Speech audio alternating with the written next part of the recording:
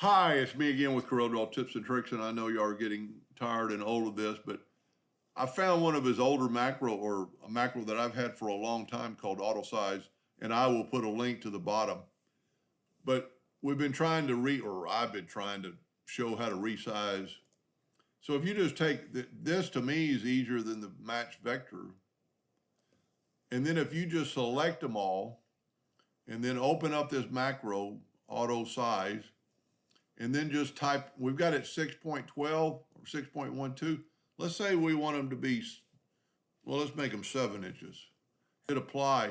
That made our polygon 7 inches on the square, and then just move it over and delete that. So that to me is even easier than the other one.